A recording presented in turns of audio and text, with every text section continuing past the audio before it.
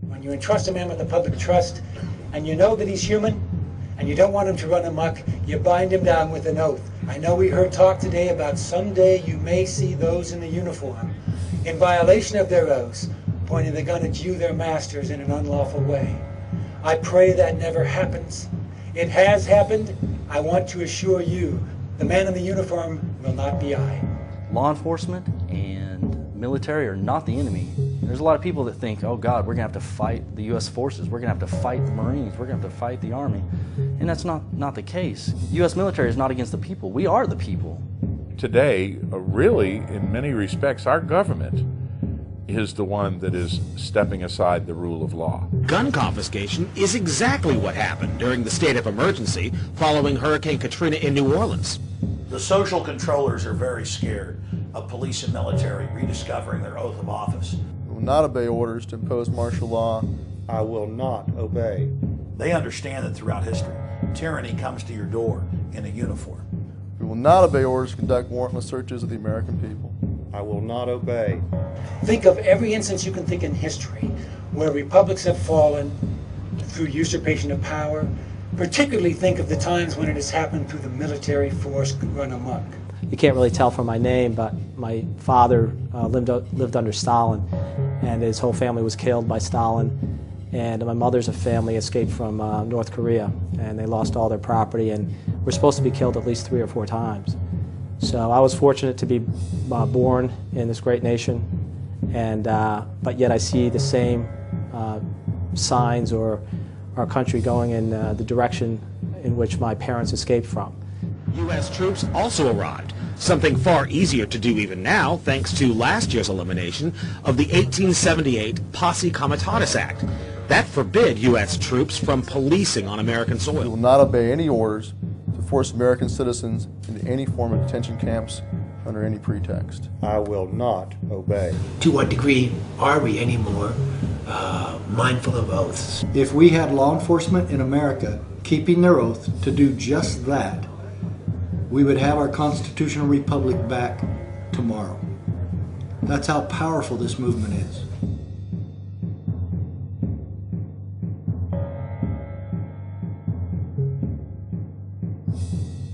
I'm Garrett Lear, the Patriot Pastor. This is where the battle was fought, right here in the Lexington Battle Green. This is sacred ground. This is one of the most important pieces of real estate in the history of America. This is where it happened, and this was the shot basically heard around the world, and still being heard around the world, I think. I grew up in the town of Lexington, standing on the green, playing on the green. When I was a boy growing up, my mother told me about our ancestry, and so I started to go on the village green in Lexington, but didn't pay a whole lot of attention except to the statue of John Parker. Everyone could look up to him because he wasn't white, he wasn't brown, he wasn't red, he wasn't yellow, he wasn't black, he's green, actually. So anyone could identify with him, and I said, one day when I grow up, I want to be like him. Welcome to Lexington, the cradle of American liberty.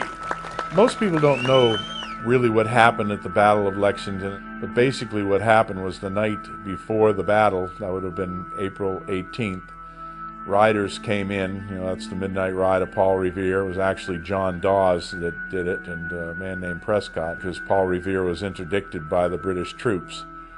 But they were bringing a message from Dr. Warren and the committees of correspondence and the committees of safety in Boston to tell them, looks like the British are mounted troops here, and we're not exactly sure what they're trying to do. They're probably going to go after the munitions that are in Concord, but they're probably going to try to capture Samuel Adams and John Hancock and either send them back to England in chains or shoot them right there or something.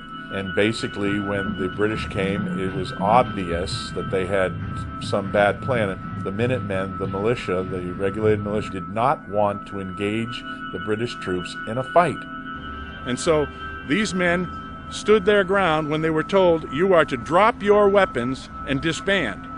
Well, they started to disband, but they would not drop their weapons because they were militia. And what happened when they started to disband, they got fired on. The first shot that was fired by the British regulars. It was not fired by the Minutemen. It was not fired by the colonists. It was not fired by the people of Lexington. And we can find that in the narrative of Jonas Clark, the pastor. 8 of them got shot and killed. Many were bayoneted. Some died later of wounds. Many were wounded. But 8 died on this green. But they stopped the British as they were on their march to Concord. And they did what was right. This was a principled stand for freedom, and we're doing the same thing today. We will not obey orders to disarm the American people. I will not obey. Well, today we're here on the green at Lexington, April 19th, which is the anniversary of April 19, 1775, which was the first shot and fire of the American Revolution. I'm Stuart Rhodes, the founder of Oath Keepers, which is a nonpartisan association of current serving military, police, and veterans, all of us who swore an oath to defend the Constitution. And our mission is to make sure that all of the other oath takers are oath keepers. Gun confiscation is exactly what happened during the state of emergency following Hurricane Katrina in New Orleans. U.S. troops also arrived, something far easier to do even now thanks to last year's elimination of the 1878 Posse Comitatus Act. That forbid U.S. troops from policing on American soil. We've had critics that say, well, what are you guys talking about? Of course I'm going to keep my oath. I find it offensive that you even suggest that a military officer or a police officer would not keep the oath. And we say, hey, we got one word for you, Katrina. Okay? Look at what happened there. And so we want to make sure there are no more Katrinas. We don't want any more of that. What we're hearing is that a lot of those guys just weren't prepared for those orders and hadn't thought about it ahead of time. Then we have Lieutenant Commander Cunningham, Guy Cunningham, who was the author of the 29 Palms survey that was done back in 1995. Well, he surveyed the Marine Corps, some Marines at 29 Palms, and asked them whether or not they would fire on Americans who resisted in an attempt to disarm them. If orders came down to disarm the American people and they resisted, would they fire on them? So the 29 Palms survey, ending with question 46, with the scenario that the government has banned all non-sporting firearms and that the American citizens in possession of these firearms have 30 days to turn them over to the local authorities. At the end of this period of time, several citizen groups form that refuse or resist the confiscation of these firearms banned by the U.S. government. Marines were asked whether or not they would fire upon U.S. citizens who refuse or resist the confiscation of firearms banned by the U.S. government. I found this very difficult to swallow. 11% opted with the no opinion response. Had no opinion? Firing on their own fellow Americans? Of the remaining 26.34% answered that they would fire on their fellow Americans, U.S. citizens, who refused or resisted the confiscation of firearms banned by the U.S. government, who had no authority constitutionally to enact such a ban. My name is Sergeant Charles Dyer. I'm an Oath Keeper. I'm with 1st Light Armored Reconnaissance Battalion out of Camp Pendleton, California. I absolutely could not, I can't imagine that we're living in the times where I have to worry about having to confiscate the weapons from the American people. Is that freedom? It's absolutely not freedom. That I have to worry that we're going to quarantine a city for the purposes of keeping them in their hostage, like Katrina? Absolutely not. That's not freedom in any way that you can think of it. I'm almost speechless whenever I try to talk about this because I can't imagine that we're living in this kind of time. It really bothers me. Absolutely. Because of the quotation March 11th, 1993 by President Clinton, because of the Clinton assault weapons ban that was being enacted, I formed a scenario that I knew would be explosive, shouldn't have been, but because of the times and the machinations of certain forces to disarm the American people. I don't care whether it's your governor or your senator or your representative or president. I'm sure you can look at instances, days within having sworn his oath, the person violates it blatantly. That's a dangerous thing. I, George Walker Bush, do solemnly swear that I will faithfully execute the office of President of the United States. And will, to the best of my ability, preserve, protect, and defend the Constitution of the United States. None of this stuff would be happening if it had stuck with the Constitution and stuck within its parameters. And we learned the American dream, and we were out there doing that American dream and working, and we were electing representatives that we felt were going to represent us while we were doing other things and maintaining our families and raising our families and doing the right thing as we thought. And I think we were duped in some cases where they've actually let us down.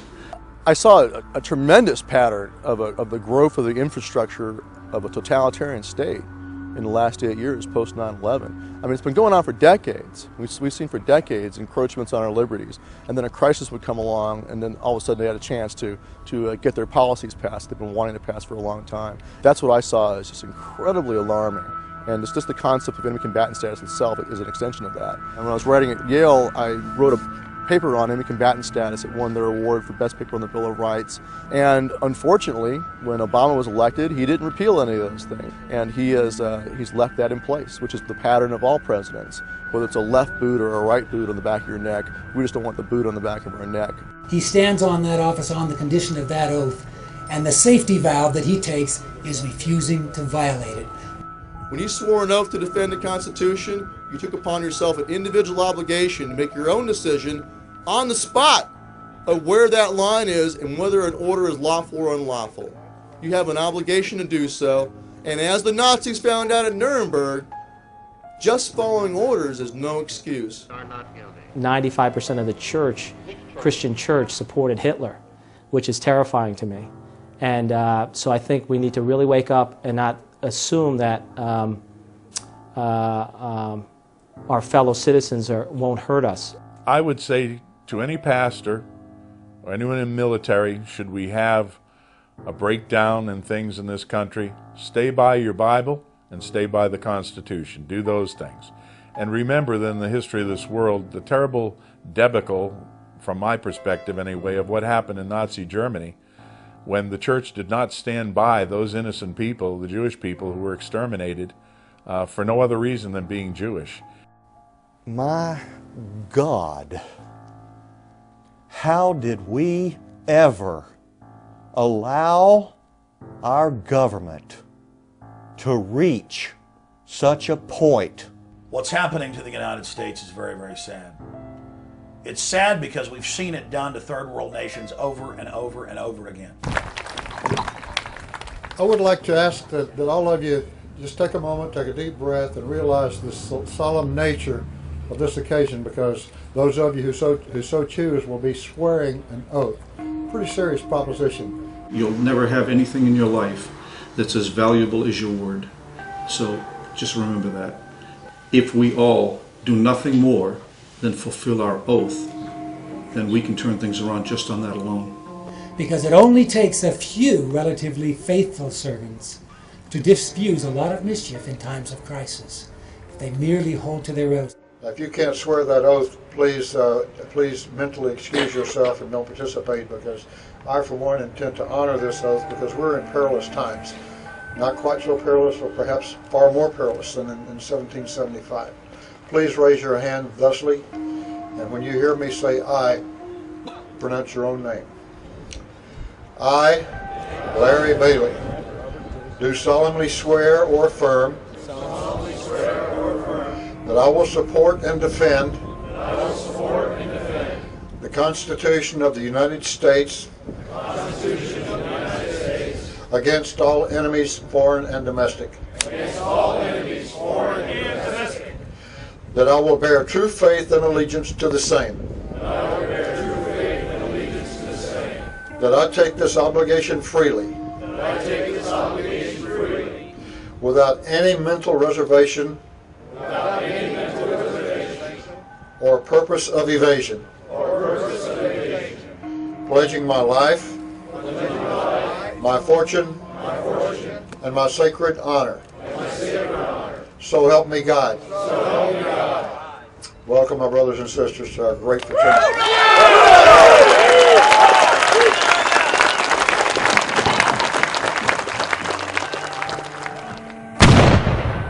Oath Keepers, an association of active duty military, police officers, and veterans, all of us who swore the oath, and will keep our oath, and will honor our oath. If you swore an oath to defend the Constitution, honor your oath by joining us, the Oath Keepers, and become an Oath Keeper.